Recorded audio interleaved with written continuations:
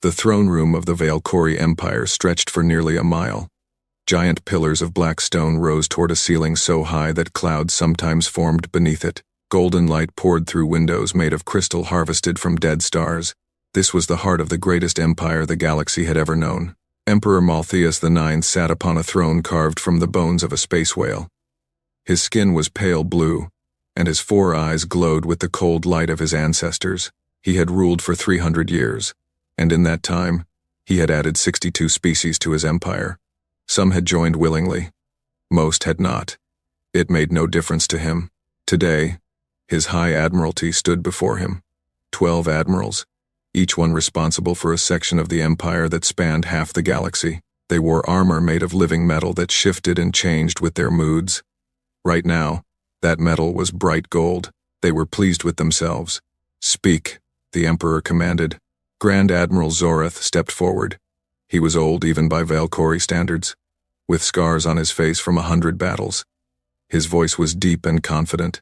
"My Emperor, our scout fleets have completed their survey of the Orion Spur. We have found 17 habitable worlds, rich in minerals, perfect for colonization." The Emperor nodded slowly. The Orion Spur was a distant arm of the galaxy, far from the center of Valkyrie power. But the Empire was always hungry for new resources, new worlds, new subjects. "And what of the inhabitants?" Malthius asked. "Are there any species worth noting?" Zorath hesitated for just a moment. The other admirals noticed. They exchanged glances. "There is one species, my Emperor. They call themselves humans. They occupy approximately 30 star systems in that region." 30 systems. The Emperor's voice was flat. "That is nothing. A small territory for a small species." "Yes, my Emperor. They have only been traveling between stars for about 300 years. They are very young." Malthius waved a hand dismissively. "Then they will be easy to conquer. Add them to the list of species for annexation. We will bring them the gift of Valkyrie civilization, whether they want it or not." The admirals laughed. It was a practiced laugh, the kind that powerful beings use when they want to please someone more powerful than themselves. But Zorath did not laugh. His face remained serious. "My Emperor, there is a complication." The laughter stopped. Malthius leaned forward on his throne. His 4 eyes narrowed. "Explain." Zorath pulled out a small device and activated it. A hologram appeared in the center of the throne room. It showed a document, covered in symbols from 100 different languages. "This is a formal declaration from the Galactic Council," Zorath said. "It was issued 200 years ago, but it remains in effect. It concerns the humans and their territory." The Emperor stared at the hologram. The Galactic Council was a neutral body that existed mostly to facilitate trade and communication between different empires and species. They had no military power. They made suggestions, not demands. The Valkyrie Empire tolerated them because they were useful, not because they were important. "What does it say?" Malthius asked. Zorath took a deep breath. "It says, Terran space is hereby designated a restricted zone. Any vessel entering Terran territory without explicit consent will be considered hostile. Entry without consent guarantees death. This is not a threat. This is not a warning. This is physics." For a long moment, the throne room was silent. Then the Emperor began to laugh. It was not a pleasant sound. It echoed off the black stone pillars and filled the vast space like thunder. "Physics?" Malthius said between laughs. "They think they can threaten us with physics?" The other admirals began to laugh too. The tension broke like a wave against rocks.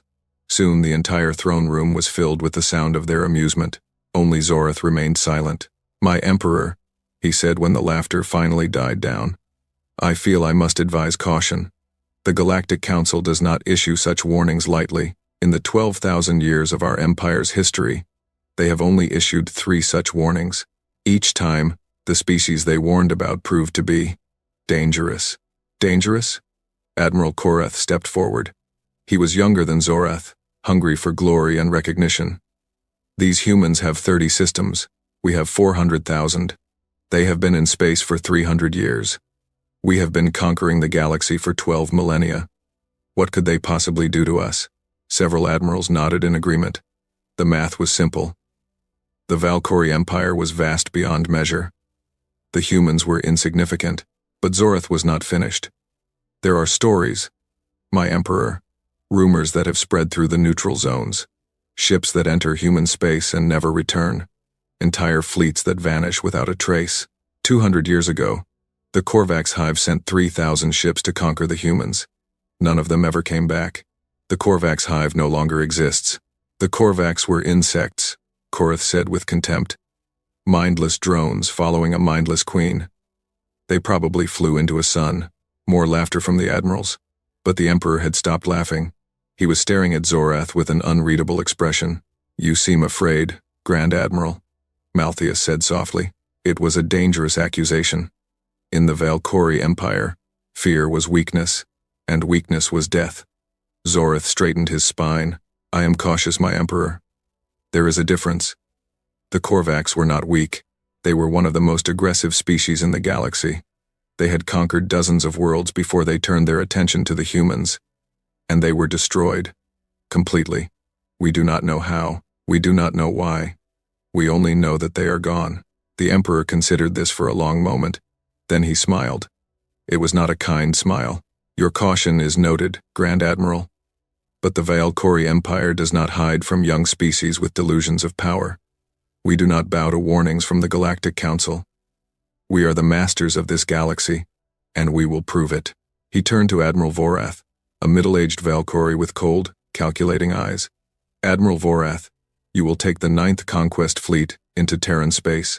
500 warships should be more than enough to bring these humans into the fold. Teach them what it means to face the might of the Valkyrie Empire. Vorath bowed deeply. It will be my honor, my Emperor.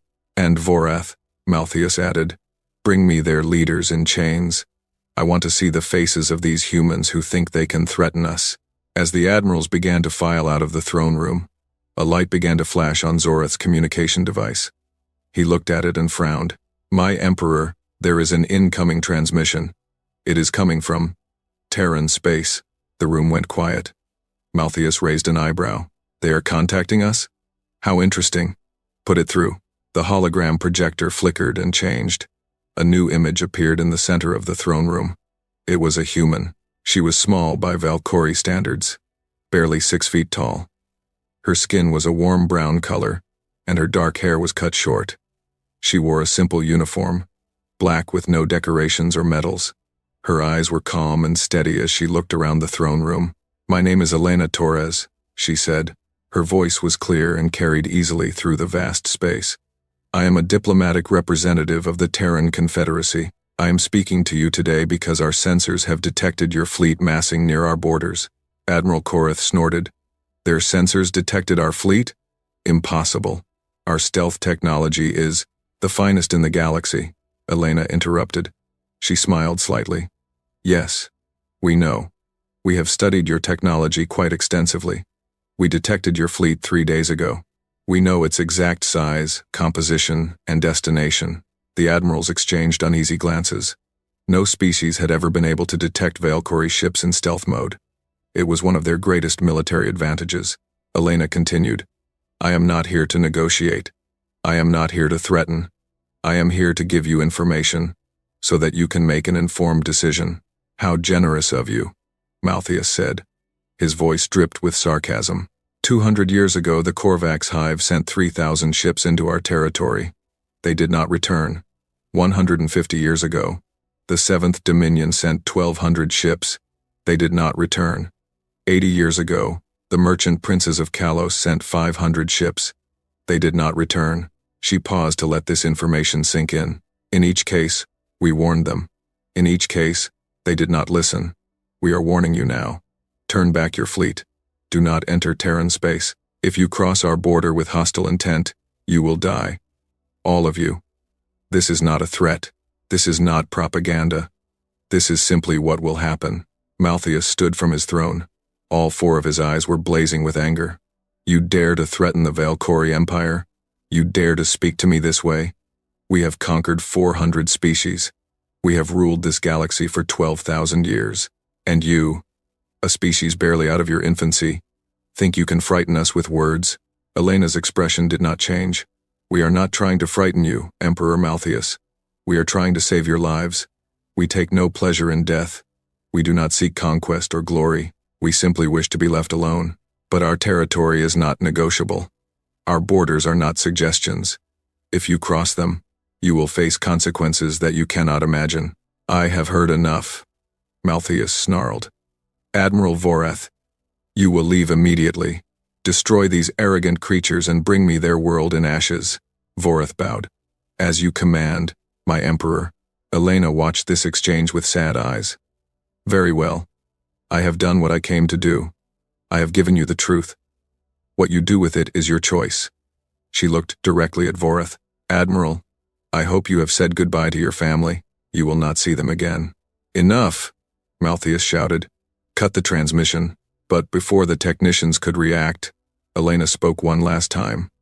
Her voice was soft, almost gentle. We do not make threats, Emperor. We make promises, and we always keep our promises. The hologram flickered and disappeared. The throne room was silent. Admiral Korath was the first to speak. The arrogance of these creatures is astounding. They will learn their place soon enough. The other admirals murmured in agreement, but Zorath noticed that some of them looked less confident than before. The human woman had spoken with certainty, not the bluster of someone trying to intimidate, but the calm assurance of someone stating simple facts. It bothered him, but he said nothing. To speak against the Emperor's decision now would be seen as treason, and treason meant death. 3 days later, Admiral Vorath stood on the bridge of his flagship, the Eternal Conquest. Around him, 500 warships of the 9th Conquest Fleet moved through space in perfect formation. Each ship was a masterpiece of Valkyrie engineering, armed with weapons that could crack planets and shields that could withstand nuclear fire. This was the finest military force in the galaxy. Vorath had led it to victory 17 times before. He had conquered civilizations, crushed rebellions, and brought entire species to their knees. He had never known defeat. And yet, as he stared at the stars ahead, he felt something he had not felt in centuries. It was a small thing, barely noticeable, but it was there, lurking in the back of his mind like a shadow. Doubt. The human woman's words kept echoing in his thoughts. The calm certainty in her eyes. The way she had known exactly where his fleet was, despite their best stealth technology. The history she had recited, the Korvax, the Seventh Dominion, the Merchant Princes, all gone, all destroyed. Admiral, his second-in-command, Captain Mothra, was looking at him with concern. Are you well? Vorath pushed the doubt aside. He was a Valkyrie admiral. He did not feel fear. He did not second-guess his emperor. I am fine, Captain. What is our status? We will reach the Terran border in 6 hours. All ships report ready for battle. Vorath nodded. Good. Maintain formation. And Captain, make sure all weapons are charged and ready. I want to be prepared for anything. Mothra hesitated. You expect resistance, Admiral. I expect nothing. But I prepare for everything. That is why I am still alive after 300 years of war. As the hours passed, the fleet drew closer to Terran space. Vorath studied everything they knew about the humans. It was not much. They had emerged from a single planet called Earth about 300 years ago. They had spread slowly, carefully, occupying only 30 systems. They did not trade much with other species. They did not participate in galactic politics. They simply existed, quiet and isolated in their small corner of the galaxy. It made no sense.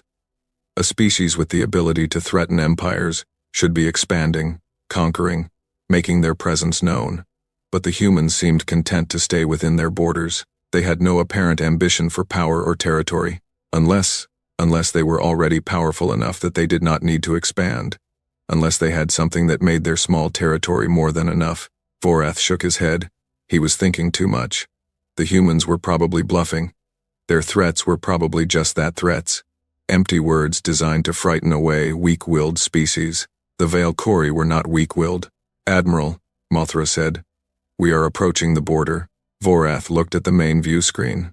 Ahead of them, space looked no different than it had for the past 6 hours. Stars burned in the distance. Nebulae glowed with soft colors. There was no visible line, no marker to indicate where Valkyrie space ended and Terran space began. But his instruments told him the truth. In 5 minutes, they would cross into Terran territory. All ships, Vorath announced over the fleet-wide communication channel, prepare for potential combat. We are entering hostile space. Stay alert and follow your training.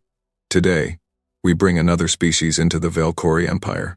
For the glory of the Emperor, 500 ships responded as one. For the glory of the Emperor, the fleet crossed the border. For a moment, nothing happened. Space remained empty and silent. Vorath allowed himself a small smile. Perhaps the humans' threats really were just bluster. Perhaps this would be an easy conquest after all. Then the lights on the bridge flickered. What was that? Vorath demanded. Mothra checked her instruments. Her face went pale. Admiral, we have lost contact with the rest of the fleet. What do you mean? Lost contact? Our communication systems are not working. We cannot reach any other ship. We cannot even detect them on our sensors. It is as if they no longer exist. Vorath felt a chill run down his spine. That is impossible. 500 ships do not simply disappear. I know, Admiral. But our instruments show that we are alone. There is nothing within 10 light years of our position. Vorath stared at the view screen. The stars still burned. The nebulae still glowed. Everything looked normal, but something was very, very wrong. Keep trying to establish contact, he ordered, and increase power to our sensors. I want to know what is happening. The crew worked frantically at their stations. Minutes passed, then an hour, but the result was always the same. The eternal conquest was alone in the void, and then the speakers crackled with static. A voice emerged from the noise. It was human. Admiral Vorath, you were warned. You did not listen. Now you will learn why. The voice was calm, almost sad, and it sent a wave of fear through every Valkyrie on the bridge. Vorath stood tall and tried to keep his voice steady. Who are you? What have you done with my fleet? Your fleet is safe. For now. They are simply elsewhere. We moved them so that we could speak with you privately. You are the commander. You are the one who must understand. Understand what? There was a pause. When the voice spoke again, it was heavy with something that might have been sorrow. The truth, Admiral. The truth about what you are facing. The truth about why you should have turned back when you had the chance. The main view screen flickered. The stars disappeared. In their place, an image formed. It showed a field of debris, broken ships, scattered metal, frozen bodies drifting in the void. This is what remains of the Korvax Hive fleet, the voice said. 3,000 ships. Destroyed in less than 1 hour. We did not want to destroy them. We warned them, just as we warned you. But they did not listen. The image changed. More debris. Different ships. The 7th Dominion. 1,200 ships. They did not listen either. Another image. More wreckage. The Merchant Princes. 500 ships. They thought they could negotiate after they invaded. They were wrong. Vorath stared at the screen. His hearts were pounding. His hands were shaking. Why are you showing me this? He whispered. Because you still have a choice, Admiral. We have not destroyed your fleet. We have not killed your crew. We have simply separated you from them so that you can think clearly, without the pressure of your Emperor's expectations. The screen went dark. The stars returned. Turn back, the voice said. Take your fleet and go home. Tell your Emperor what you have seen. Tell him that the warnings are real. Tell him that Terran space is not to be entered. If you do this, you will live. Your crew will live.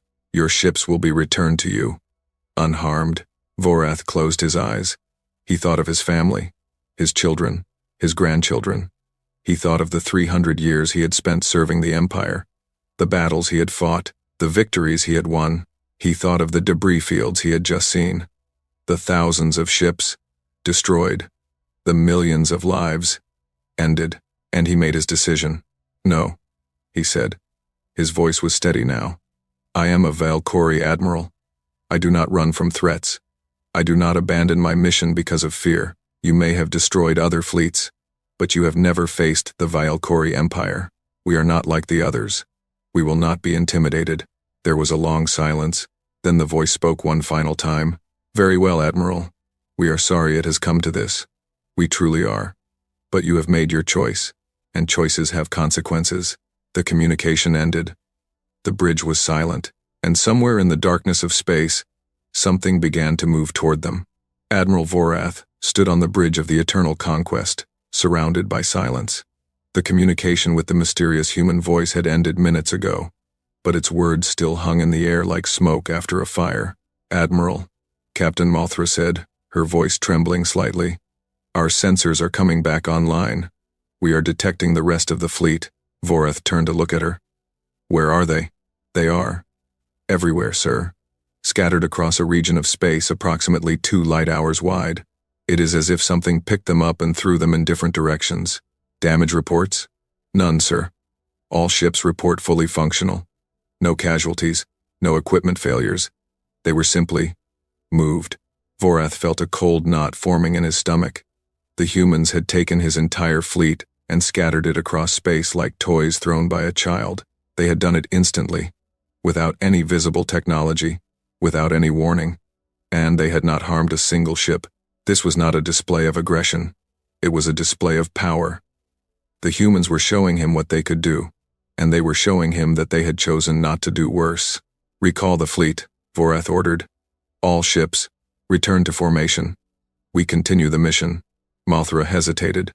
"Sir, perhaps we should—" "We continue the mission," Vorath repeated, his voice hard. "I will not return to the Emperor with nothing but fear and stories. We came here to conquer, and that is what we will do."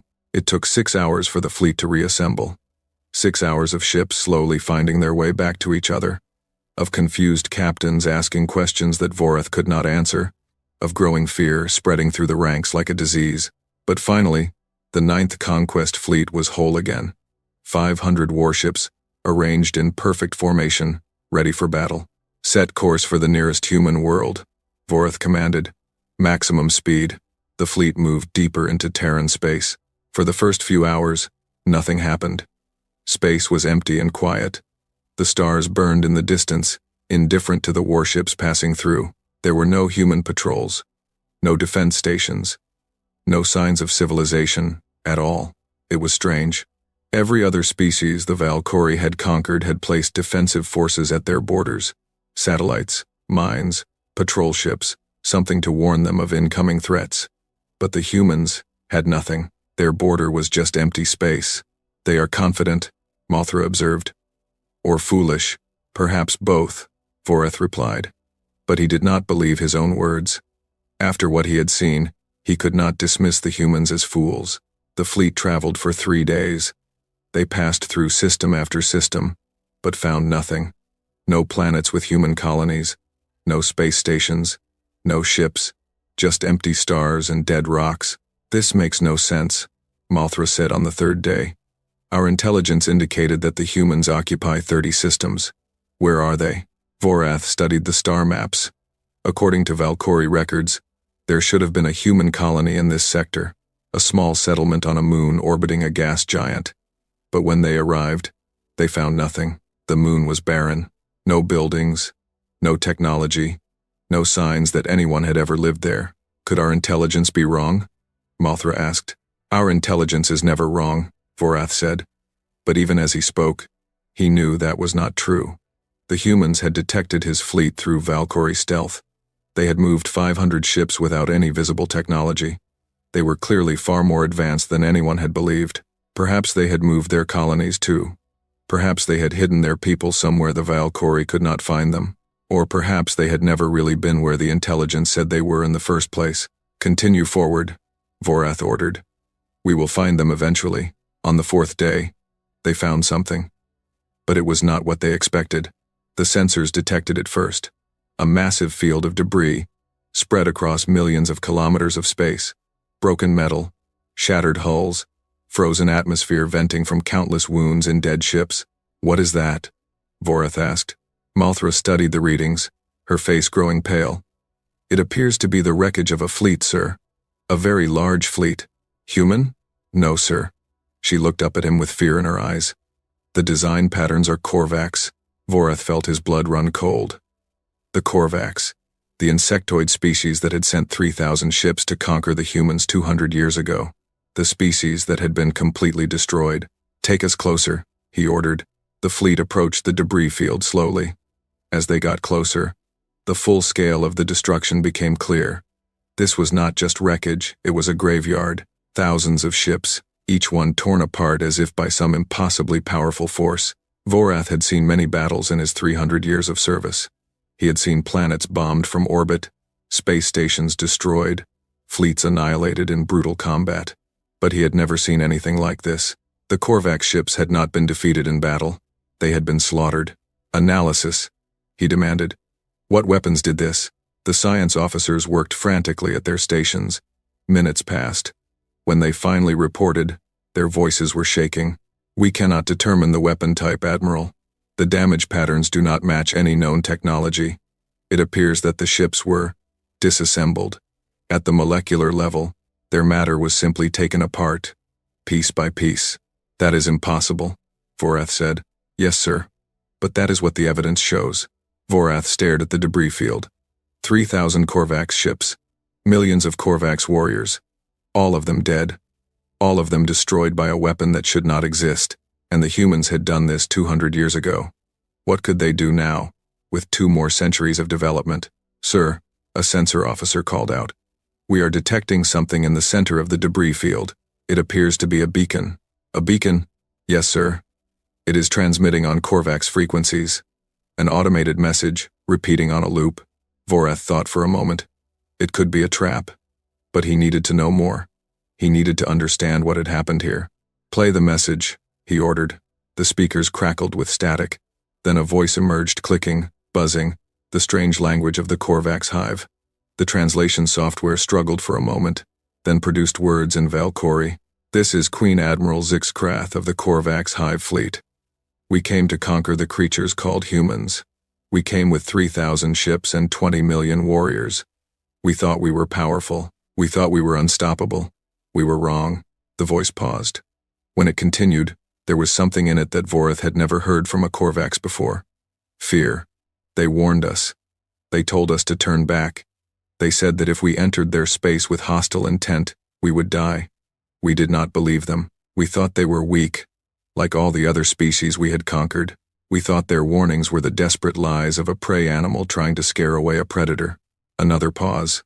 The static crackled. We were wrong. They are not prey. They are not weak. They are something else. Something we do not have words for. We fired our weapons, and our weapons did nothing. They fired their weapons, and our ships came apart like paper in a fire. It took them less than 1 hour to destroy everything. 20 million warriors, 3,000 ships, gone.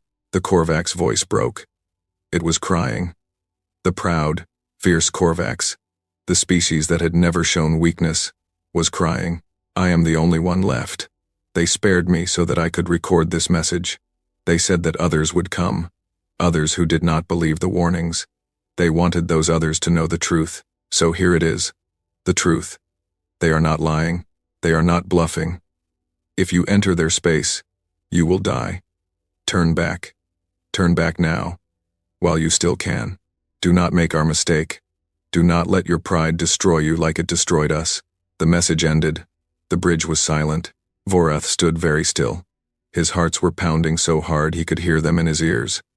Around him, his officers looked at each other with wide eyes and pale faces. Admiral, Mothra whispered. Perhaps we should. No. Vorath's voice was firm, but even he could hear the doubt beneath it. One message from a dead queen does not change our mission. The Korvax were insects. They had no strategy, no tactics. They simply swarmed their enemies and hoped to overwhelm them with numbers. We are Valkyrie. We are different. But sir, the weapon that destroyed them, we do not know what destroyed them.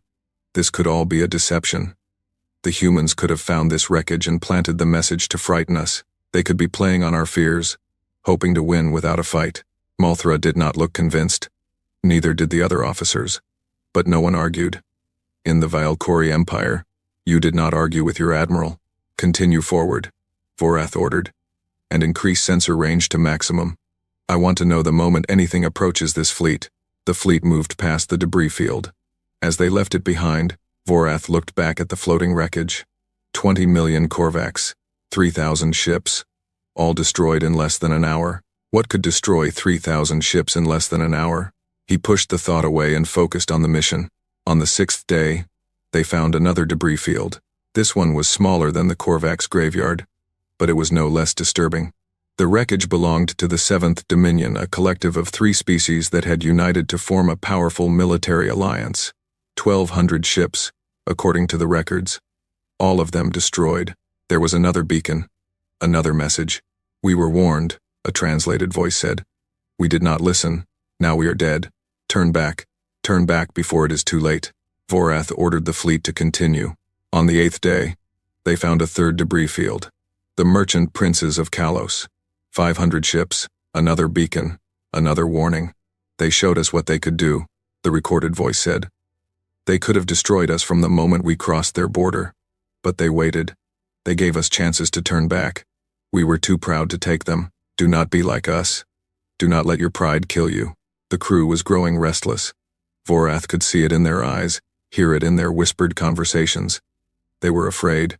They had seen too much death, too much destruction. They were beginning to believe the warnings. Even Vorath was beginning to believe, but he could not turn back. The Emperor had given him an order. To return without completing his mission would be treason. And treason meant death not just for him, but for his family, his children, his grandchildren. The Emperor did not tolerate failure, so he pressed on, deeper and deeper into Terran space.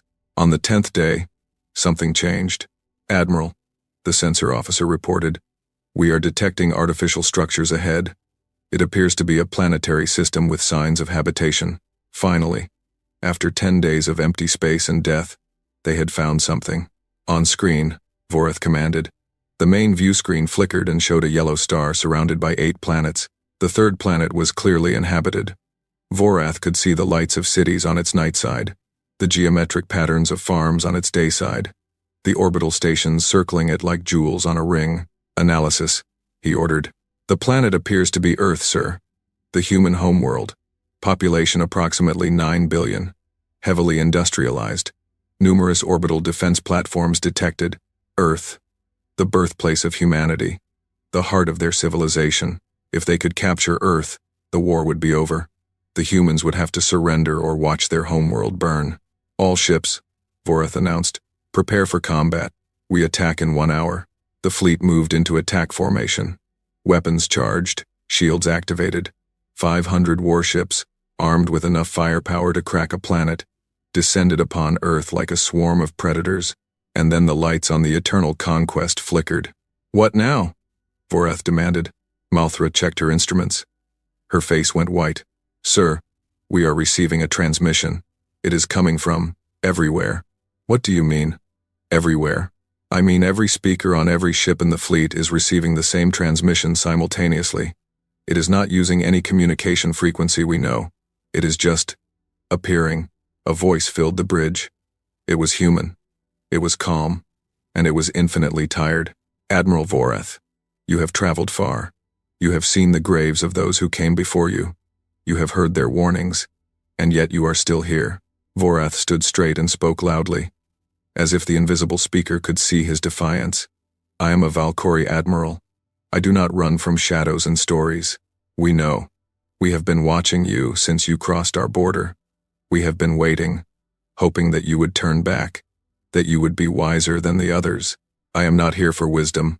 I am here for conquest. Yes, we know that too." The voice paused. "Admiral, look at your sensors. Look at what is around you." Vorath looked at the sensor display. For a moment, he saw nothing unusual. Then the display updated, and his blood turned to ice. Ships, hundreds of ships, appearing from nowhere, surrounding the Valkyrie fleet. They were small, barely visible on sensors, but they were everywhere. "Where did they come from?" Malthra gasped. "They were always here," the voice said. "We have been with you since the moment you entered our space, watching, waiting, giving you every opportunity to turn back." Vorath stared at the sensor display. The human ships had appeared from empty space, as if they had simply materialized from nothing. His stealth technology, the finest in the galaxy, had not detected even a hint of their presence. "You have 40 ships," he said, trying to keep his voice steady. "We have 500. Your technology is impressive, but numbers matter, do they?" The voice sounded almost amused. "Admiral, we could have destroyed your fleet at any point in the past 10 days. We chose not to. We wanted to give you every chance. We wanted you to see the graves of those who came before. We wanted you to understand what you were facing. I understand that you are good at hiding. I understand that you have destroyed fleets before. But you have never faced the Valkyrie Empire. No, the voice agreed. We have not. But it makes no difference. We do not fight battles, Admiral. We do not wage wars. We simply protect our home. And we protect it absolutely. The human ships began to move. They flowed around the Valkyrie fleet like water around stones. Graceful and silent and impossibly fast. You have one last chance, the voice said. Turn around. Go home. Tell your emperor that Terran space is not to be entered. Do this, and you will live. Refuse, and you will die. There will be no battle. There will be no glory. There will only be death. Quick and complete and absolute. Vorath thought of his family, his children, his grandchildren. He thought of the debris fields he had passed, the millions of dead, the warnings that had gone unheeded. He thought of the Emperor, sitting on his throne made of bones, waiting for news of victory, and he made his choice. All ships, he commanded, open fire. 500 warships unleashed their weapons at once.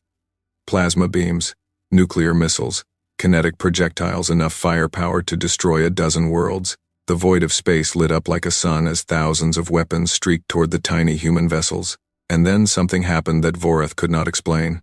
The weapons passed through the human ships.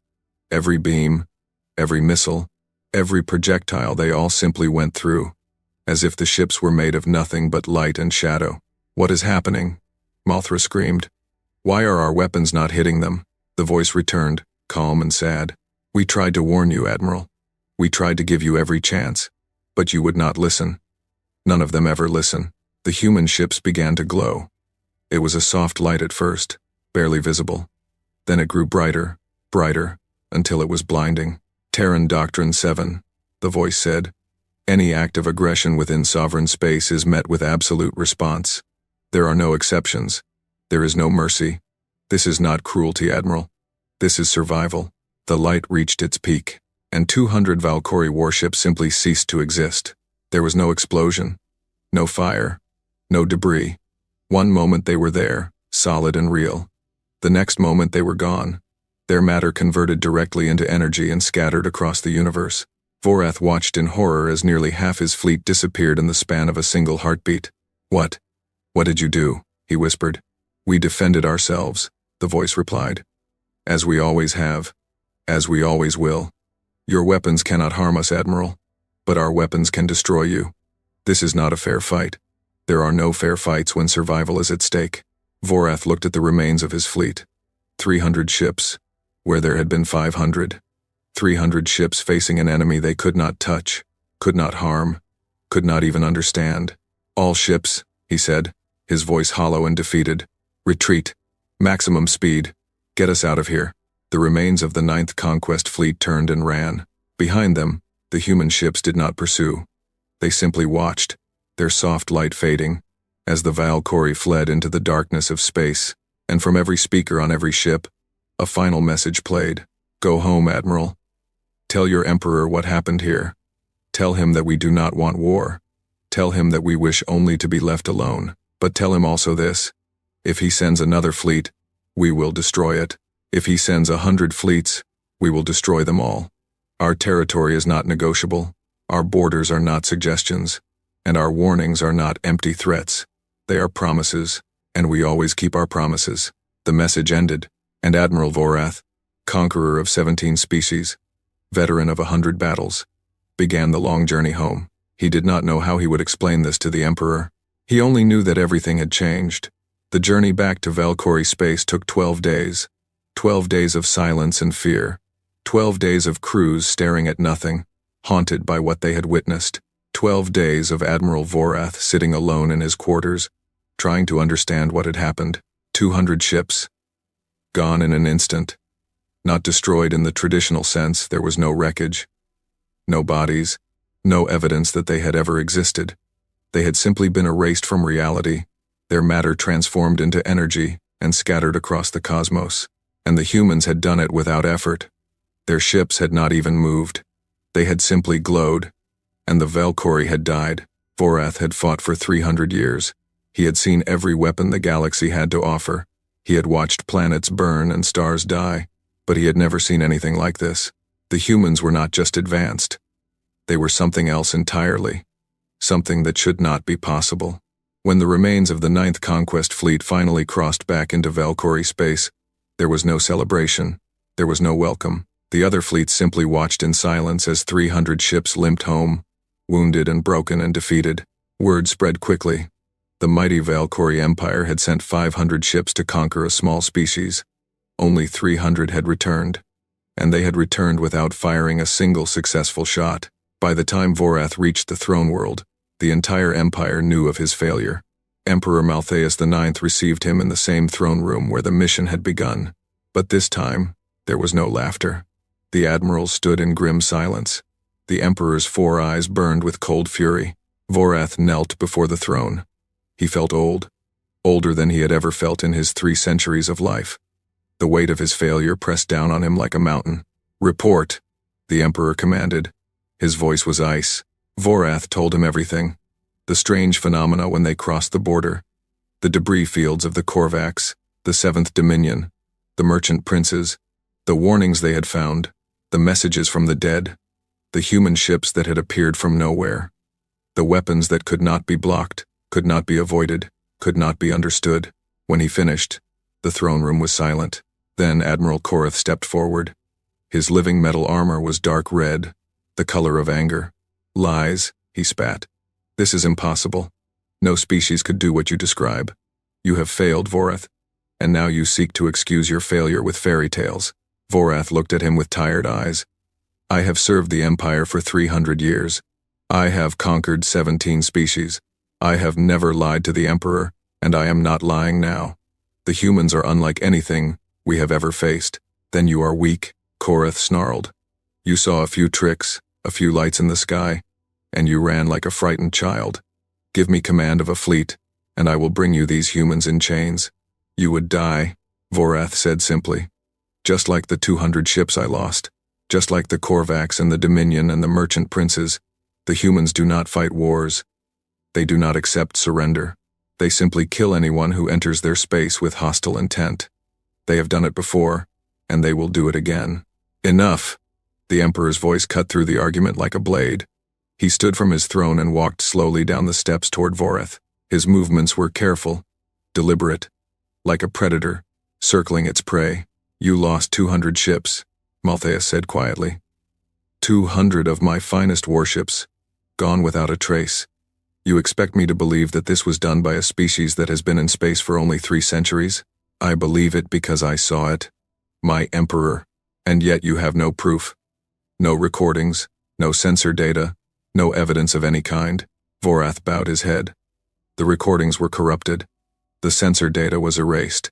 It is as if the humans did not want us to bring back proof of what they could do. How convenient. Malthaeus circled around Vorath, studying him like a specimen under glass.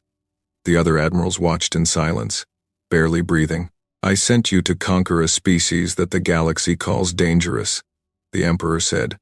"I sent you with 500 ships, more than enough to crush any resistance, and you come back to me with stories of impossible weapons and invincible enemies. You come back with excuses. They are not excuses, my Emperor. They are the truth." "The truth?"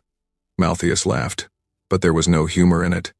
"The truth is that the Valkyrie Empire has never been defeated. The truth is that we have conquered 400 species and ruled this galaxy for 12,000 years. The truth is that we do not lose to children playing with toys." He stopped in front of Vorath and leaned down until their faces were inches apart. "The truth, Admiral, is that you have failed me, and failure has consequences." Vorath met the Emperor's gaze. He was not afraid. He had been afraid in Terran space, facing an enemy he could not comprehend. But here, facing the Emperor's anger, he felt only weariness. "Do what you must, my Emperor. I have told you the truth. What you do with it is your choice." For a long moment, Malthaeus stared at him. Then he straightened and turned away.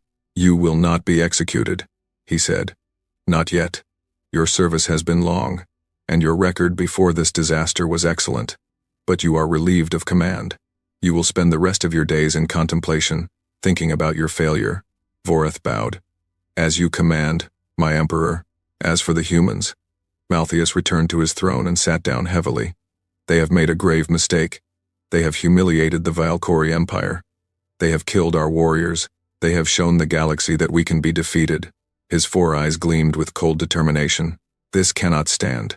Admiral Korath, you will assemble the Grand Armada, 2,000 ships, the largest fleet we have ever gathered. You will enter Terran space, and you will not leave until every human is dead or in chains. Korath bowed deeply, his armor shifting to bright gold. It will be my honor, my emperor.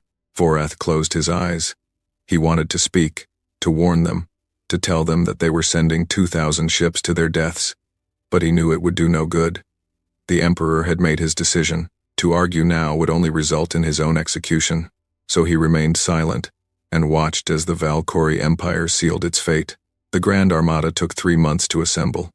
2,000 warships, drawn from every sector of the empire, dreadnoughts the size of small moons, carriers that held thousands of fighters, destroyers, cruisers, battleships, every class of vessel the Valkyrie had ever built. It was the largest fleet in the history of the empire, the largest fleet in the history of the galaxy.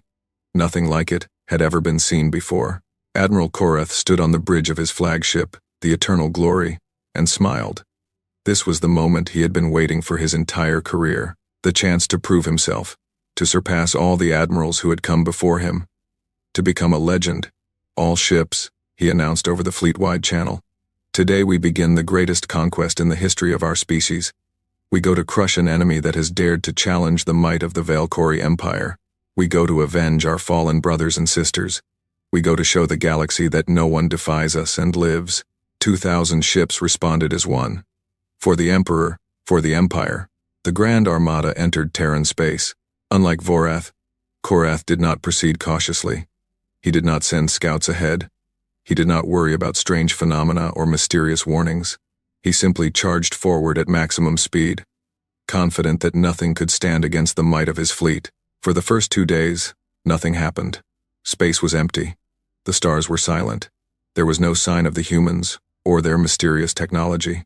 You see, Korath said to his officers, Vorath was a coward. He saw shadows and ran from them. There is nothing here but empty space. On the 3rd day, they found the debris fields. Korath stared at the wreckage of the Korvax fleet, spread across millions of kilometers of space. 3,000 ships, torn apart and scattered like leaves in a storm. The sight should have given him pause. It should have made him reconsider. Instead, it made him angry. Insects, he spat. The Korvax were mindless animals. They had no tactics, no strategy, no discipline. Of course they were destroyed. But we are Valkyrie. We are different. He ordered the fleet to continue. On the 5th day, they reached Earth. The human homeworld floated in space, blue and green and beautiful. Billions of lives, concentrated on one small planet, the heart of Terran civilization. All ships, Korath commanded, take up bombardment positions. Prepare to fire on my command. 2,000 warships moved into position around Earth, their weapons charged, ready to rain fire down on the planet below. In minutes, they could turn that beautiful world into a burning hell. And then the sky changed. It started at the edges of the fleet, a shimmer in space, like heat rising from hot stone. The shimmer spread, growing brighter, until it surrounded the entire armada in a dome of soft light. What is that? Korath demanded. Before anyone could answer, the human ships appeared. They came from everywhere and nowhere. One moment space was empty. The next, there were hundreds of them, small and sleek and glowing with an inner light. They did not emerge from hyperspace. They did not decloak. They simply existed, as if they had always been there, and the Valkyrie were only now able to see them. Fire! Korath screamed. All ships, fire! 2,000 warships unleashed their weapons. Plasma beams, nuclear missiles, antimatter torpedoes, enough firepower to destroy 100 worlds. The void of space turned white with the fury of their assault, and every weapon missed. The beams bent away from their targets, curving impossibly through space. The missiles detonated harmlessly. Kilometers from the nearest human ship, the torpedoes simply vanished, disappearing as if they had never existed. That is impossible, Korath whispered. That is impossible. A voice filled the bridge. It was calm, quiet, and infinitely sad. Admiral Korath, we warned your predecessor. We warned your emperor. We have been warning your species for 12 days now, through every debris field you passed, through every message you found, and still you come. Still you attack. Why? Korath straightened his spine and spoke with all the authority he could muster. Because we are the Valkyrie Empire. We do not bow to threats. We do not run from enemies. We conquer, or we die. Then you have made your choice. The human ships began to glow brighter. The light pulsed, rhythmic and steady, like a heartbeat. We take no pleasure in this, the voice continued. We never have. We are not warriors. We are not conquerors. We are simply people who learned, long ago, that the universe is not kind to the weak. We learned that survival requires absolute commitment. We learned that borders must be defended absolutely, or they mean nothing at all. I do not want your philosophy, Korath snarled. I want your surrender. We cannot surrender. Surrender would mean trusting that you would honor your agreements, trusting that you would leave us in peace. But we have learned that trust is a luxury we cannot afford. The Korvax promised to spare our colonies if we surrendered. They lied. The Seventh Dominion offered us membership in their alliance. When we accepted, they tried to enslave us. The merchant princes offered trade and friendship. They used it to spy on us, to learn our weaknesses. The voice paused. We do not trust anyone, Admiral. We do not negotiate with invaders. We do not accept surrender from fleets that have already fired upon our world. We simply defend ourselves. Absolutely, completely, without mercy. Korath felt something he had never felt before in battle. Fear. Real, deep, primal fear. Wait, he said. Perhaps we can... No. The time for talking ended when you fired your weapons. Now there is only the consequence. The glow from the human ships reached its peak, and the Grand Armada began to die. It was not like any battle Korath had ever seen. There were no explosions, no debris, no screaming hulls torn apart by enemy fire. Instead, ships simply ceased to exist. One moment they were there, solid, real, full of living beings. The next moment they were gone. Their matter transformed into pure energy and released into the void. 100 ships, 200, 300. Korath watched in horror as his mighty fleet melted away like snow in summer. He could hear the screams coming through the communications channels, captains pleading for help, crews praying to gods that did not answer, warriors dying without ever knowing what had killed them. 500 ships, 600, 700. Stop, Korath screamed. Stop, we surrender, we surrender. We do not accept surrender from invaders. Your fleet fired upon our world. Your emperor ignored every warning we gave. Your species has shown that it cannot be trusted to respect our borders. There is only one way to ensure our safety. 1,000 ships, 1,100, 1,200. The bridge of the eternal glory began to flicker. Korath felt a strange sensation, like his body was dissolving, piece by piece, atom by atom. Please, he whispered. Please, we are sorry, the voice said, and it sounded like it meant it. We truly are. The light consumed him. When it was over, the Grand Armada was gone. 2,000 ships, millions of warriors, the largest fleet in the history of the galaxy. All of them erased in less than 1 hour. The human ships remained for a moment, floating in space around Earth. Their glow faded, their forms becoming dark and still. Then, one by one, they vanished, returning to wherever they had come from. Space was empty again, silent, peaceful, as if nothing had happened at all. On the Valkyrie throne world, Emperor Malthius IX waited for news of victory. Hours passed, then days. No messages came, no reports, no signals of any kind. On the 5th day, a single transmission arrived from Terran space. It was not audio or video. It was simply text, displayed on every screen in the Imperial Palace. The Grand Armada has been destroyed. All ships, all crews, none survived. We did not want this. We warned you. We warned Admiral Vorath. We warned Admiral Korath. You did not listen. Now your fleet is gone. We have protected our home, as we always have, as we always will. Do not send another fleet. If you do, it will share the same fate. This is our final warning. We do not wish to destroy your empire. We do not wish to conquer your worlds.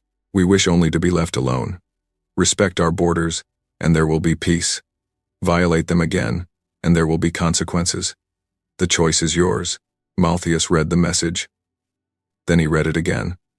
Then he threw his datapad across the room and screamed in rage. 2,000 ships, the largest fleet in history, gone, destroyed by a species that had been in space for barely 3 centuries.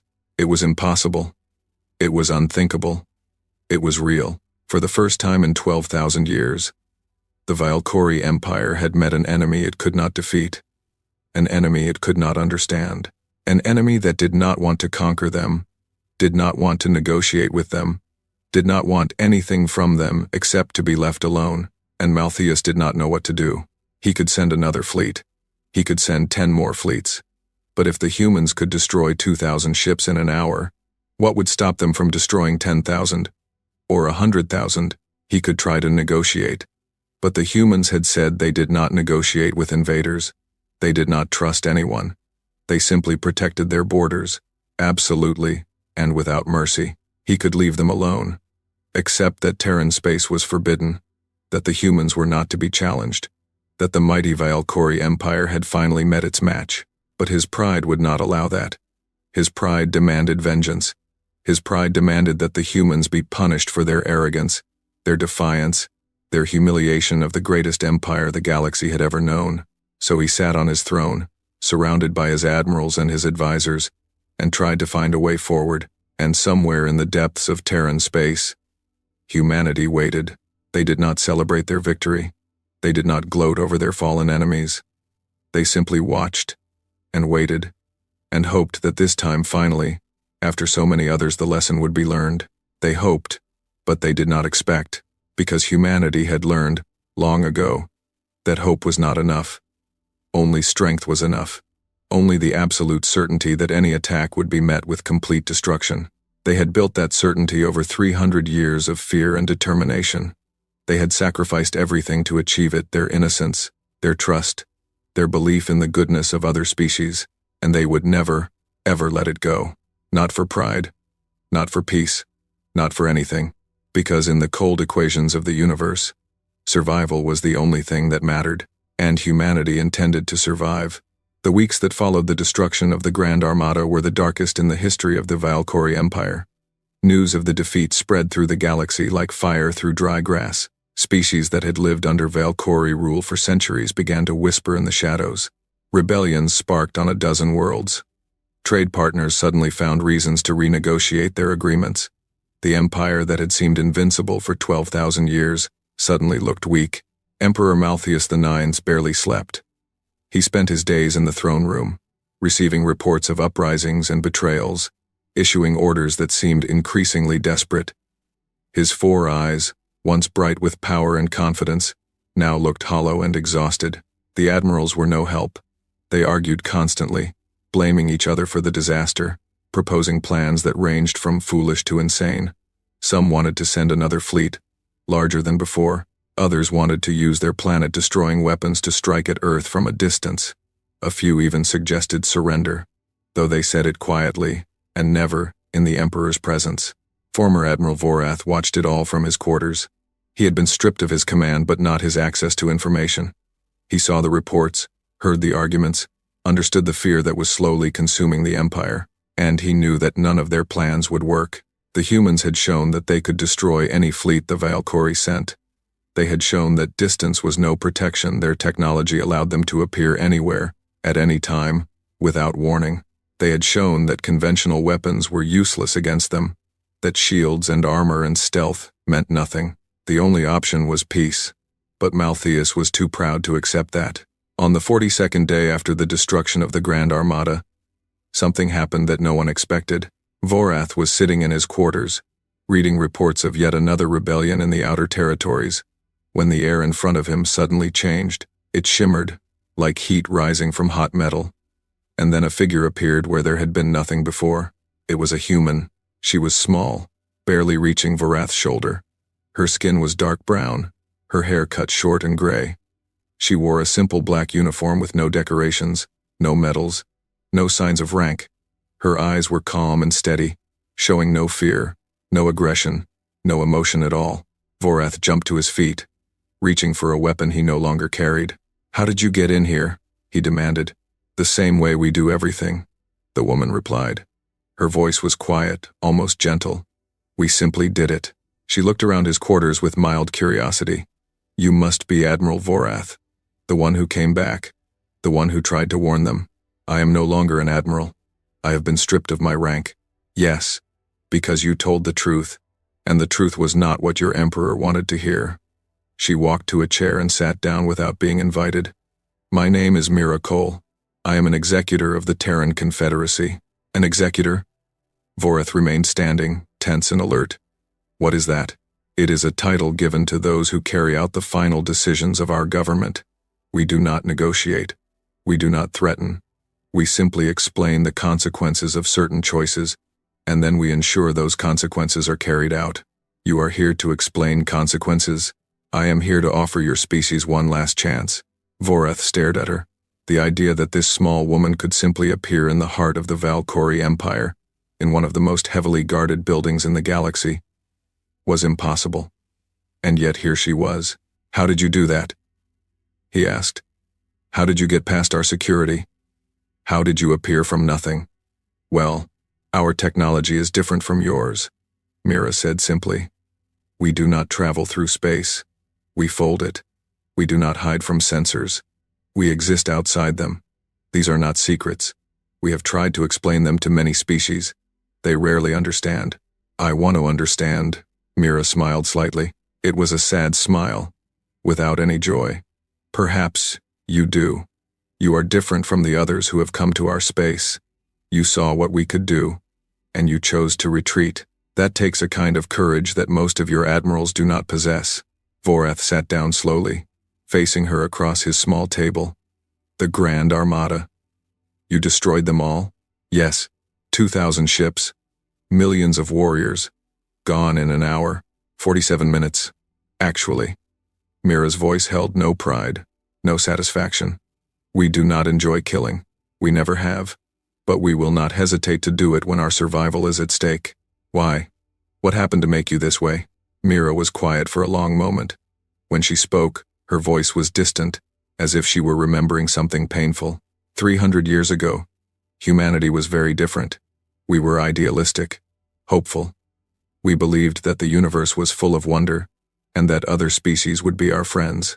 When we first traveled to the stars, we went with open hands and peaceful intentions. She paused. "The first species we met were the Korvax. Do you know what they did when they found us?" "No. They attacked without warning. They destroyed our first colony ship, 10,000 people, including the children who were supposed to grow up on a new world. We tried to surrender. They did not accept surrender. They just kept killing. It took us 12 years to develop weapons that could stop them. By then, we had lost 2 million people." Vorath was silent. He had known the Korvax were aggressive, but he had not known this. "After the Korvax, we tried again. We met the 7th Dominion, and they offered us friendship. We accepted. They used our trust to learn our weaknesses, and then they attacked. It took us 8 years to defeat them. Another 1 million dead." Mira's voice remained calm, but Vorath could see the pain in her eyes. "The merchant princes, the silver concordat, the hegemony of stars, species after species, they all did the same thing. They saw us as weak. They saw our territory as something to be taken. They saw our people as resources to be exploited. And so you stopped trusting," Vorath said quietly. "We stopped trusting. We stopped hoping. We stopped believing that anyone would leave us alone. We realized that the universe is not kind, and that kindness is not rewarded. We realized that the only way to survive was to make ourselves so dangerous that no one would dare attack us. Your technology, your weapons, you developed them for defense. Yes, every advancement, every discovery, every breakthrough, we put it into our defenses. We made our borders absolute. We made our territory inviolable. We made it so that anyone who attacked us would be destroyed, completely and without mercy." She leaned forward, her eyes meeting Vorath's. "We did not want this. We wanted to be part of the galactic community. We wanted to trade, to share knowledge, to learn from other species. But we learned that the galaxy would not let us be what we wanted to be. It would only let us be what we needed to be. Survivors." Vorath thought about everything she had said. It made a terrible kind of sense. The humans were not aggressive. They were not conquerors. They were simply survivors, forged by centuries of betrayal and war into something hard and cold and indestructible. You said you came to offer us one last chance, he said finally. What does that mean? I came to speak to your emperor, to explain to him what we explained to you, to give him the choice that we gave Admiral Korath before he decided to fire on our world. Korath was given a choice? Everyone is given a choice. We do not want to destroy. We only want to be left alone. But your emperor must understand if he sends another fleet, we will not just destroy it. We will destroy his ability to send fleets at all. Vorath felt a chill run through him. What do you mean? Your empire has been humiliated. Species that you conquered are beginning to rebel. Your military has lost 2,000 ships, and the soldiers that crewed them. You are weaker now than you have been in centuries. She paused. If your emperor accepts peace, true peace, with a formal acknowledgement of Terran sovereignty, we will take no further action. Your empire will survive. It will face challenges, but it will survive. And if he does not accept, then we will ensure that the Valkyrie Empire can never threaten us again. We will not conquer you. We will not enslave you. We will simply remove your ability to wage war. Every military installation, every weapons factory, every warship destroyed. Your civilians will be unharmed. Your worlds will remain yours, but your military will cease to exist. Vorath stared at her. That is impossible. We have installations across half the galaxy, millions of facilities, billions of soldiers. We are aware. You cannot possibly destroy all of that. We can. Mira's voice was flat, certain, without any doubt. We have been studying your empire since your first fleet crossed our border.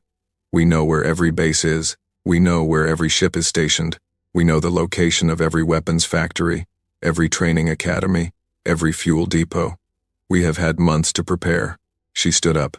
I am going to speak to your emperor now. I am going to give him the same information I have given you. I am going to offer him peace, genuine peace, with no conditions except that he respects our borders. If he is wise, he will accept. And if he is not wise, then you should say goodbye to your military, because by this time tomorrow, it will no longer exist. She walked toward the door. Wait, Vorath said. Let me come with you. Let me speak to the Emperor first. Perhaps I can convince him to listen. Mira looked at him for a long moment. Then she nodded slowly. Very well. Perhaps he will trust your words more than mine. Lead the way. The throne room was empty when they arrived. The admirals were in their offices, arguing about strategy. The guards had been dismissed for the night. Only the Emperor remained, sitting alone on his throne, staring at nothing. He looked up when Vorath entered. His four eyes widened in surprise. Vorath, what are you doing here? You are not permitted in the throne room. My Emperor, I bring an urgent message. We have a visitor. Malthius noticed Mira for the first time, his face twisted with rage. A human? Here? In my palace? He surged to his feet. Guards, guards. Your guards cannot hear you, Mira said calmly. They are asleep. They will wake up in an hour, unharmed, with no memory of what happened. We did not come to hurt anyone. We came to talk. Malthius glared at her. Talk? You destroyed 2,000 of my ships? And you want to talk? Yes, because we do not want to destroy any more. The Emperor laughed bitterly. What more could you possibly destroy? You have taken everything from me. No, Mira said. We have taken your fleets. Your empire remains. Your worlds remain. Your people remain. But that could change. Malthius stared at her. Are you threatening me? I am explaining reality. You have a choice before you, Emperor Malthius. You can accept that Terran space is forbidden, acknowledge our sovereignty, and live in peace. Or you can continue to oppose us, and watch as everything you have built is taken away. You cannot take my empire. You have only 30 systems. We have 400,000. Systems do not matter. Ships do not matter. Numbers do not matter. Only capability matters, and we are capable of things you cannot imagine. Vorath stepped forward. My Emperor, please listen to her. I have seen what they can do. They are not bluffing. They are not threatening. They are simply stating what will happen. You expect me to surrender? Malthius's voice was rising. The Emperor of the Valkyrie, Surrender to a species of insects? Never. I would rather die. Your death would not stop us, Mira said. Another emperor would take your place, and we would make them the same offer. If they refused, we would make it to the next, and the next, until someone accepted. We are patient. We have learned to be patient. Malthus was shaking with rage. I will not be lectured by a primitive. I will not be threatened in my own palace. Guards, kill this creature. Nothing happened. The throne room remained silent. Your guards cannot help you, Mira reminded him. And even if they could not harm me. Our personal shields are as absolute as our planetary ones. Your weapons cannot touch us. She took a step closer to the throne. Emperor Malthus, I understand your pride. I understand your anger. Your species has ruled this galaxy for 12,000 years. You have never known defeat. You have never known fear. And now you are facing both, and you do not know how to respond. Her voice softened, becoming almost kind. But pride is not worth dying for. It is not worth watching your empire crumble. It is not worth seeing everything your ancestors built destroyed, because you could not accept that there is something in the universe more powerful than you. She reached into her pocket and pulled out a small device. She placed it on the table in front of the throne. This is a communication device. It will allow you to contact us directly, without going through any channels that could be monitored or intercepted. When you are ready to discuss peace, use it. We will answer. She turned to leave. Wait, Malthus said. His voice was quieter now, uncertain. If I refuse, what exactly will you do? Mira stopped. She did not turn around. We will appear over every military installation in your empire simultaneously. Every shipyard, every weapons factory, every training academy. And we will destroy them. All of them. In a single hour. That is not possible. It is. We have done it before. To smaller empires. We have never had to do it on this scale. But we are prepared.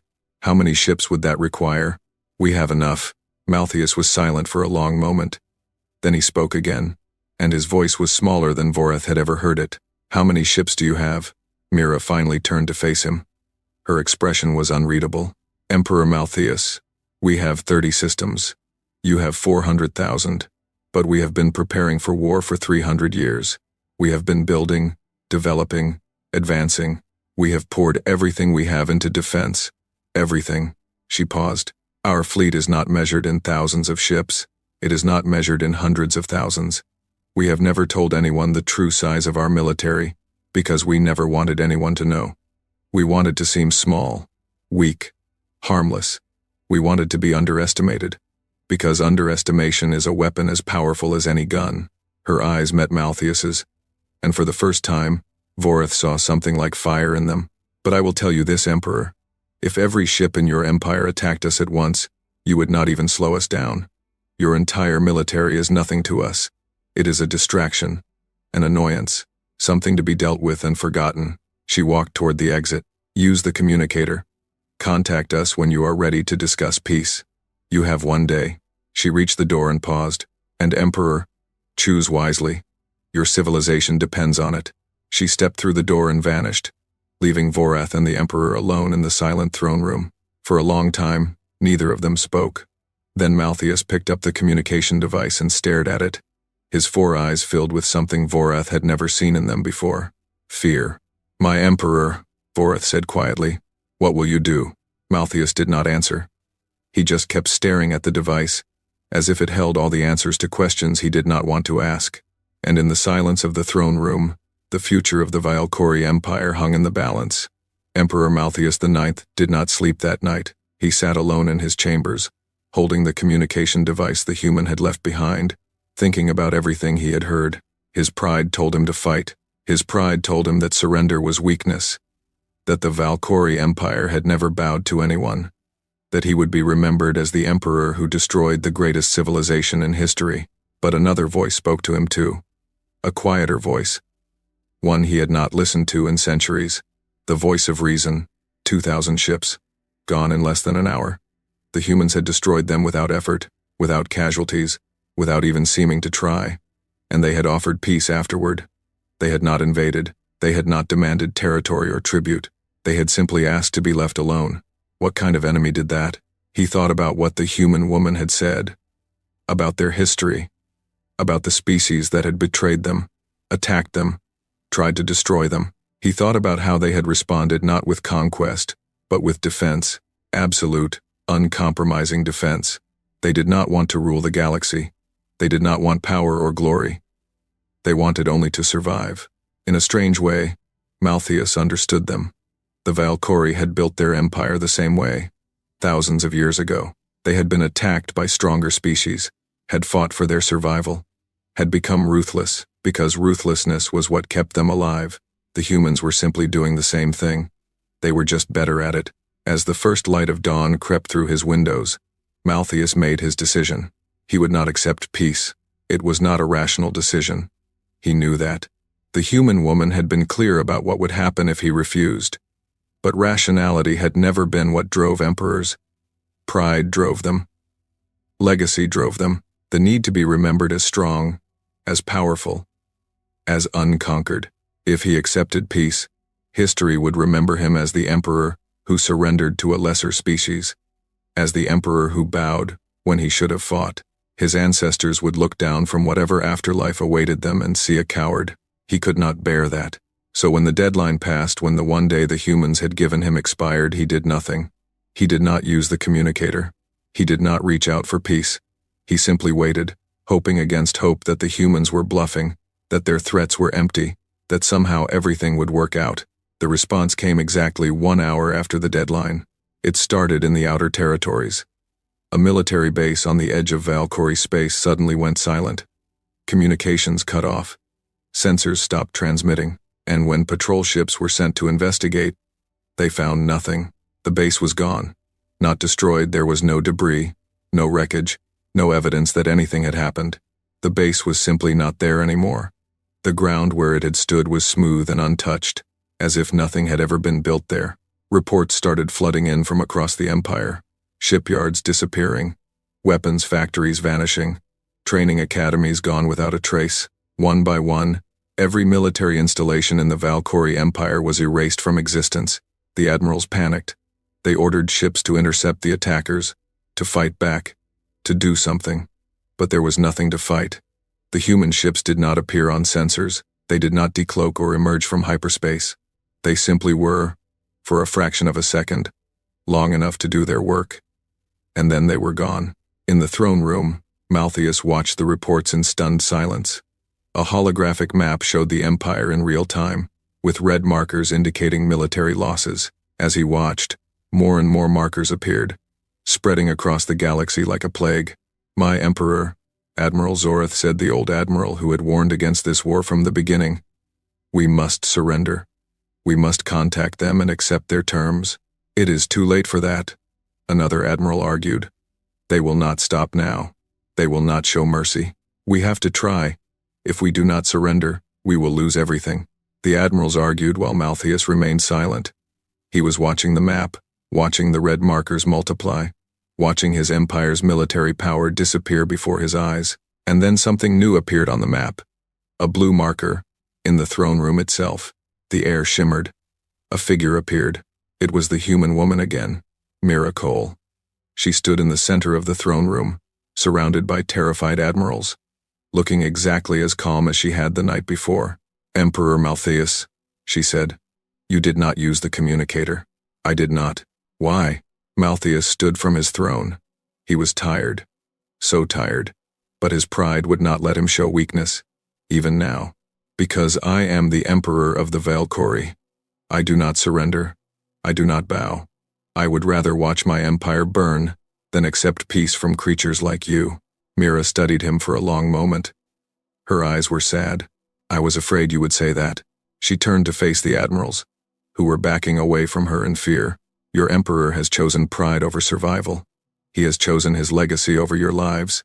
But I did not come here to punish you for his decisions. I came to give you a choice of your own." She raised her hand, and the holographic map changed. It no longer showed military losses. Instead, it showed something else, the locations of every civilian population center in the empire. Billions of dots, representing trillions of lives. "These are your people," Mira said. "Your families, your children, We could destroy them as easily as we destroyed your military installations. We could wipe your species from existence in a single day. The Admiral stared at the map in horror. But we will not. Because we are not monsters. Because we do not kill innocents for the crimes of their leaders. Because we remember what it was like to be afraid, to be helpless, to be at the mercy of those more powerful than us. She lowered her hand, and the map disappeared. Your military is gone. Your ability to wage war has been destroyed. But your people remain. Your worlds remain. Your civilization remains. You will have to rebuild, to change, to find a new way of existing in this galaxy. But you will survive. She turned back to Malthus. This is not what we wanted. We did not want to destroy your military. We did not want to humble your empire. We wanted only to be left alone. But you would not allow that. None of them ever allow that. She walked toward the throne, and Malthus found himself backing away. For the first time in his life, he was afraid of something smaller than himself. I have a message for you, Emperor, and for everyone watching, because I know that this conversation is being recorded, that it will be transmitted across the galaxy, that species everywhere will see what happened here today. She stopped at the base of the throne and looked up at him. We are not conquerors. We are not saviors. We are not gods. We are simply people who want to live in peace. Our territory is small. Our ambitions are smaller. We do not want your worlds, your resources, your worship. We want only to exist, quietly, in our corner of the galaxy. Her voice grew harder. But our territory is not negotiable. Our borders are not suggestions. Our warnings are not empty threats. Any species that enters our space with hostile intent will be destroyed. Completely. Without mercy. Without exception. She turned to address the room, her voice carrying to every corner. We have destroyed fleets before. We have destroyed empires before. We take no pleasure in it. We gain nothing from it except the knowledge that our people are safe for another generation. But we will never stop. We will never hesitate. We will never show weakness. She looked at the admirals, one by one. Go home. Rebuild your lives. Raise your children. Find meaning in something other than conquest. The galaxy is vast, and there is room for everyone, including you. But leave us alone. Respect our borders, and you will have nothing to fear from us. She walked toward the exit, then paused. And to all the other species watching this, the ones who have wondered about the humans, who have heard rumors and stories, who have thought about testing our defenses, learn from the Valkyrie, learn from the Korvax and the Seventh Dominion, and all the others who came before them. The warnings are real. The consequences are absolute. Leave us alone. She reached the door. Goodbye, Emperor Malthus. I hope, for your people's sake, that you learn to live without war, because you will not have the option of waging it again. Not for a very long time. She stepped through the door and vanished, leaving the Valkyrie to face the ruins of everything they had built. The days that followed were chaos. Without a military, the Valkyrie Empire could not maintain control over its conquered territories. One by one, species that had lived under Valkyrie rule for centuries declared independence. Some left peacefully, others with violence. The empire that had dominated half the galaxy for 12,000 years shattered like glass. Emperor Malthus IX was deposed 3 weeks after the human visitation. His own advisors turned against him, blaming him for the catastrophe. He was not executed, that would have been too kind. He was exiled, sent to a small moon on the edge of what remained of Valkyrie space, to live out his days in isolation and shame. Former Admiral Vorath watched it all from his quarters.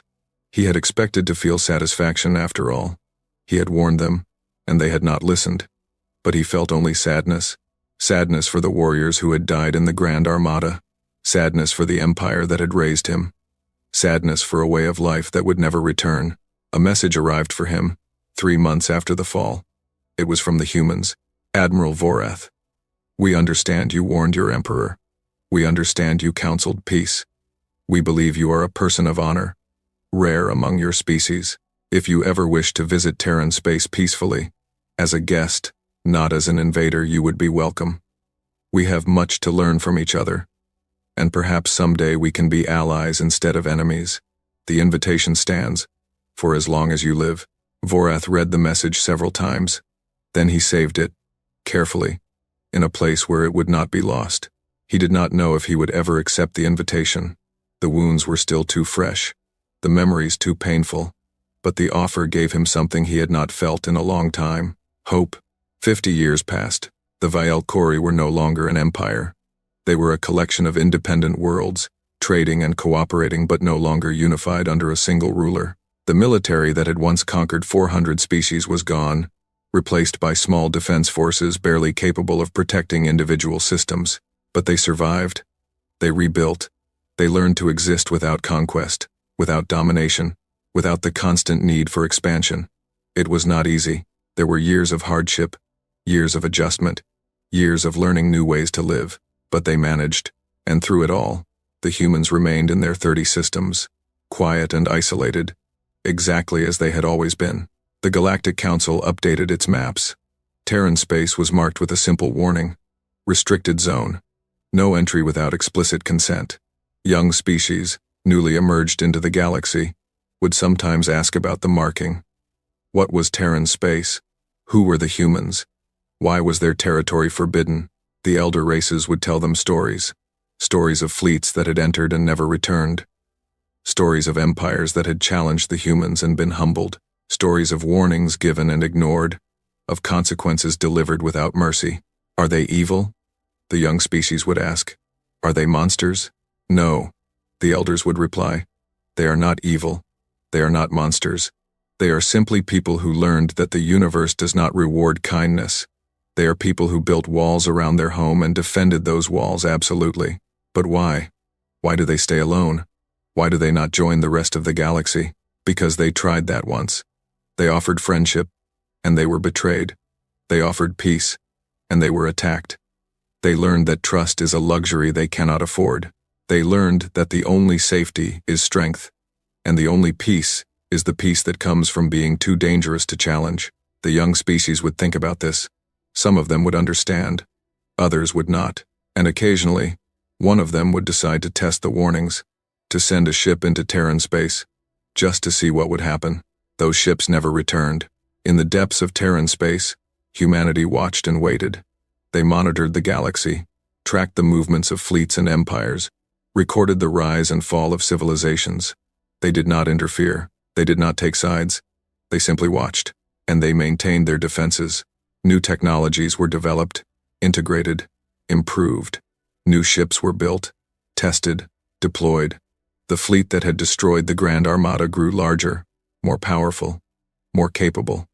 Not because the humans wanted war, but because they knew that war was always possible. 300 years of peace had followed the Vialkori incident. 300 years without a major attack on Terran space. The warnings had worked. The galaxy had learned, but the humans did not allow themselves to relax. They remembered the Korvax, who had attacked without warning. They remembered the Seventh Dominion, who had betrayed their trust. They remembered every species that had forced them to fight, forced them to kill, forced them to become what they were.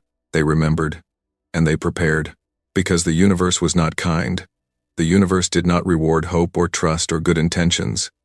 The universe rewarded only strength, and humanity intended to be strong. Forever. In a small house on a quiet street on Earth, an old woman sat by a window, watching the sunset. Her name was Mira Cole, and she had once been an executor of the Terran Confederacy. She had delivered warnings to emperors and admirals. She had watched empires fall because they would not listen.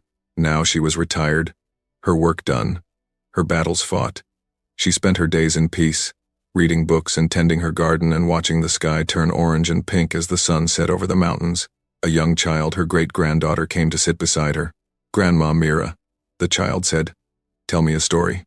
Mira smiled. "What kind of story?" "Tell me about the Vialkori."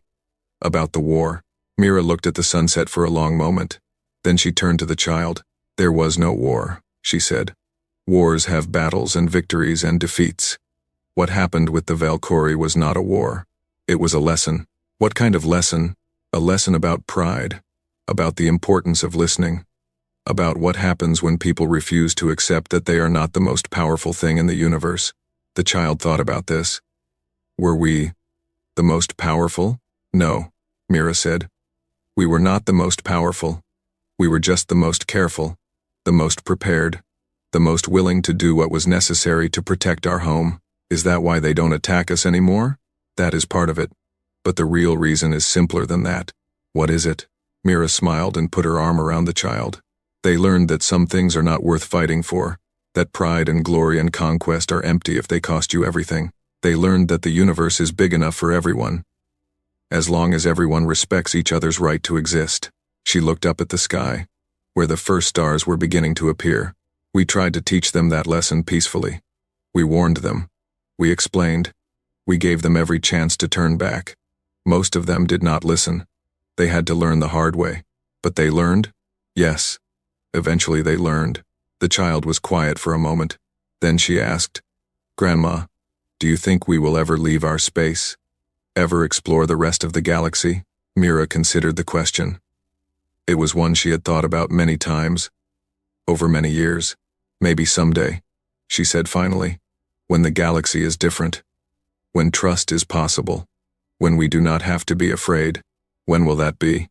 I do not know. Perhaps never. Perhaps tomorrow. The future is uncertain." She squeezed the child gently. "But for now, we have our home. We have our people. We have peace. That is enough." The sun finished setting, and darkness fell over the mountains. Above them, the stars burned bright and cold, countless worlds spinning through the void. Somewhere out there, species were being born and dying. Empires were rising and falling. Histories were being written that would last for millennia. And in their small corner of the galaxy, humanity remained.